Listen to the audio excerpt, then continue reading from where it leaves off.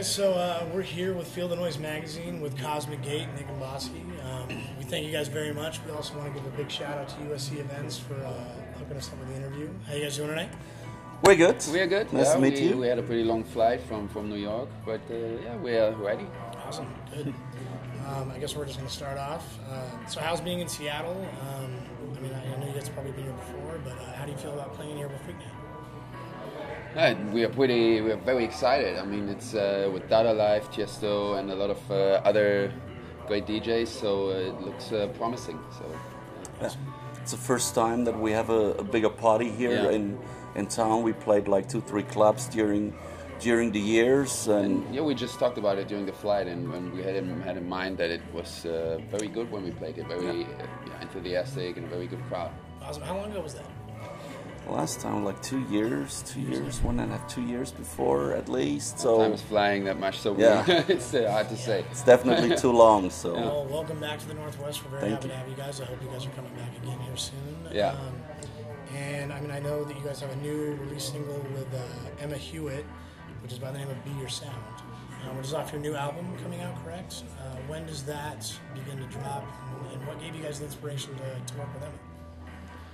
To work with Emma, I mean, we just simply love her voice, and after not enough time, it's also when we were on tour, when we had gigs together, we always had such a good time. She's such a nice person, and so we were like 100% sure for the next album we want to work together again. So, that's awesome. Yeah.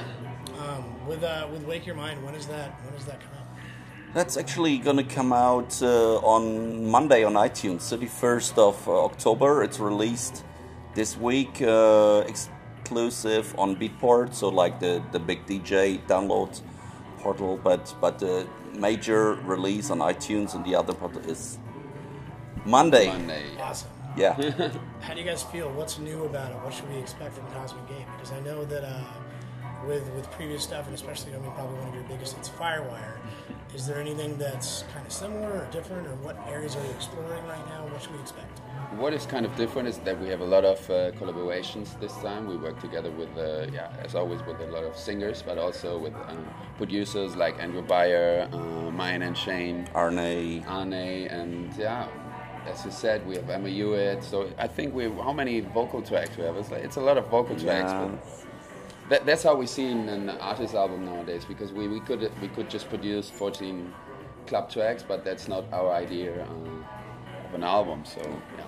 We always want to put something new to the productions, to the album before, which for us always is like closing a certain period. An album is always like an end and a new start, and there is always like little changes, maybe also like in the production, and we don't feel it ourselves, but every year, every 2 years, it changes really a lot. And what we do now in 2011 actually has nothing to do with what we did in '98. Like it's like light years from how production has changed in the studio, and so there's always something that comes in from the technical side. Plus, of course, the music is changing, and then when you listen to the albums, then you really hear the differences. While you're in the process, you maybe don't even feel it that much. Huh.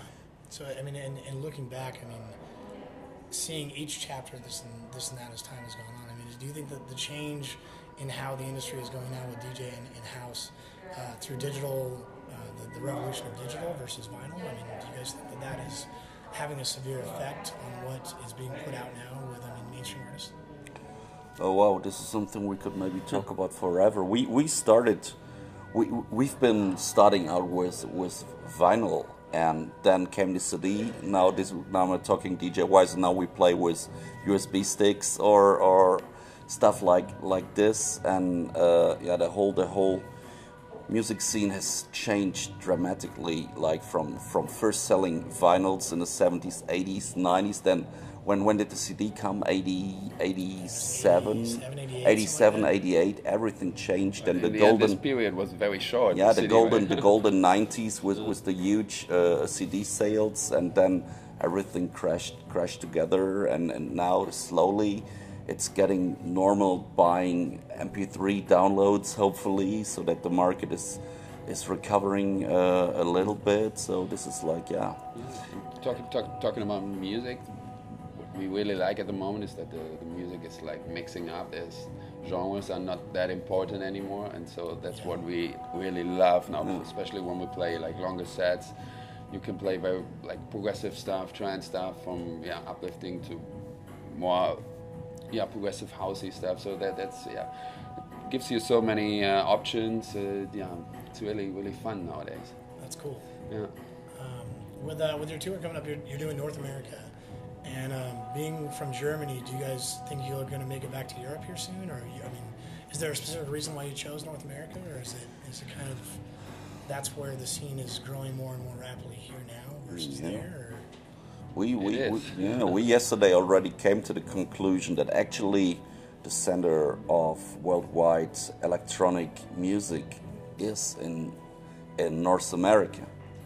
It's like when we started here in 2000, it was total different, and year by year it got more. In the last 2 years, it seemed like the whole scene is exploding, and electronic music is maybe the biggest music at the moment. Like getting into pop, into radio, and there are so many good parties, good organized parties here in the U.S. Every city from say bigger 50 than 80,000 to 80,000 people has at least an EDM club. And I mean, for sure during the summer still it's Ibiza and all the festivals in Holland and stuff.